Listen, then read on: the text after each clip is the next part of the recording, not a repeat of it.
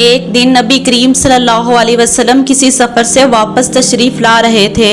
آپ صلی اللہ علیہ وسلم کی پیاری عادت تھی کہ جب بھی کسی سفر پر جاتے تو سب سے آخر میں اپنی پیاری بیٹی حضرت فاطمہ رضی تعالیٰ عنہا سے ملتے، اور جب واپس آتے تو سب سے پہلے حضرت فاطمہ رضی تعالیٰ عنہا کے دروازے پر دستک دیتے۔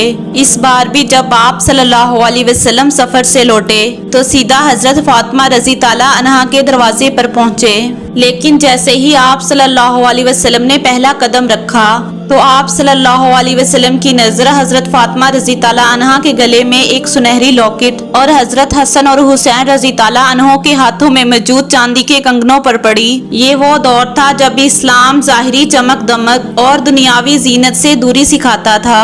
حضور صلی اللہ علیہ وسلم نے دروازے سے ہی قدم پیچھے کھینچ لیے اور بنا کچھ کہے ہی پیچھے لوٹ گئے۔ جب حضرت فاطمہ رضی تعالیٰ عنہا نے یہ سب دیکھا تو ان کا دل تڑپ اٹھا اور وہ ہچکیاں لے کر رونے لگی۔ جب حضرت علی رضی تعالیٰ عنہ گھر لوٹے تو حضرت فاطمہ رضی تعالیٰ عنہا پریشان حال تھی۔ انہوں نے روتے ہوئے فرمایا، مجھے نہیں معلوم آج کیا ہوا ہے۔